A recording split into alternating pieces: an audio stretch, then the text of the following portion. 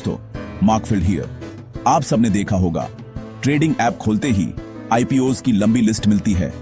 Wakefit, Corona Remedies, Luxury Time, Method Hub Software, Flywing Simulator और कई SMEs. GMP और subscription status देखते ही फोमो लगता है, ये अगला मल्टी बैगर हो सकता है।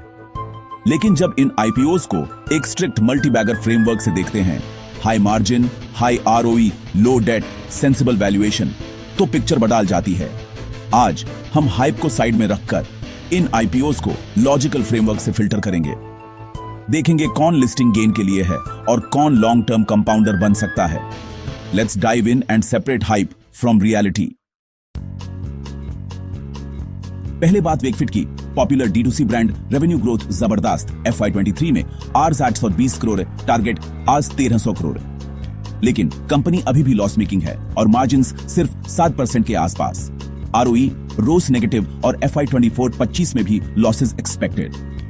GMP 15 से 20% लिस्टिंग गेन दिखाता है, पर हमारा फ्रेमवर्क कहता है avoid loss making, low margin companies. Wakefit एक स्पेक्युलेटिव लिस्टिंग ट्रेड हो सकता है, लेकिन लॉन्ग टर्म मल्टी बैगर नहीं। प्रॉफिटेबिलिटी और मार्जिन्स पर फेल हो जाता है। लिस्टिंग गेन चाहिए तो ठीक, लॉन्ग टर्म के लिए अवॉइड। फ्रेमवर्क क्लियर है, हाइप नहीं, नंबर्स देखो। अब बात कोरोना रेमेडीज की। Mid sized pharma sector defensive, margins high, revenue growth strong, PAT jump expected, EBITDA margin 20% plus, PAT margin 12.3%, ROE 27%, ROCE 40% plus, debt negligible, business quality top notch. लेकिन valuation premium पर है, PB 10x plus, PE भी peers से महंगा। GMP 30-35% listing gain दिखाता है, लेकिन price high है। फ्रेमवर्क कहता है क्वालिटी बिजनेस, लेकिन प्राइस पर सोचो। लॉन्ग टर्म के लिए वैल्यूएशन मैटर करता है। Business yes, price think twice. Luxury Time, SME IPO, hype sky high, 75x subscription, GMP strong, watches and accessories का business, micro cap, market cap RS 70 crore, ROE ROCE 20% plus, debt कम, लेकिन margin सिर्फ 10-12%, PAT margin 7-8%। Framework के हिसाब से high quality business के लिए 15% plus margin चाहिए।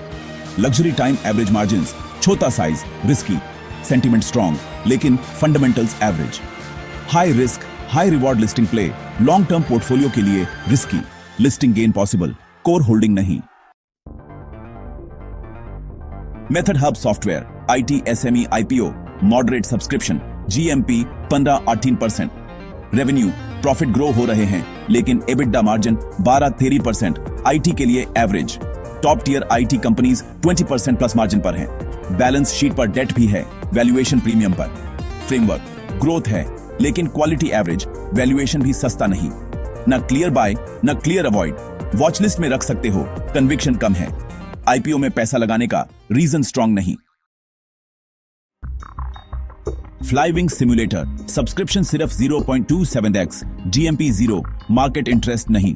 नीच business, pilot training simulators, revenue R23-24 crore, PAT R3 crore, micro cap, high risk, liquidity issue, valuation भी एक्सपेंसिव, PE 35x। फ्रेमवर्क छोटा साइज, हाई रिस्क, वैल्यूएशन भी सही नहीं। मार्केट सेंटिमेंट नेगेटिव, फ्रेमवर्क भी कंफर्टेबल नहीं। ऐसे IPO से दूर रहना ही बेस्ट है। हमने 5 IPOs को मल्टी बैगर फ्रेमवर्क से देखा। Wakefit losses, low margin, Corona Remedies strong business लेकिन एक्सपेंसिव, लग्जरी टाइम हाइप लेकिन एवरेज मार्जिन्स, छोटा साइज, मेथड हब ग्रोथ लेकिन average quality, Flywings tiny risky, market interest नहीं। लेसन, मल्टी बैगर सिर्फ GMP या subscription से नहीं मिलता। High quality business, strong margins, low debt, reasonable valuation चाहिए। इस बैच में क्लियर मल्टी बैगर नहीं है।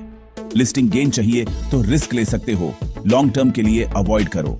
अगर फ्रेमवर्क पसंद आया, लाइक, शेयर, सब्सक्राइब करो। अगले IPOs पर भी यही लेंस लगाएंगे।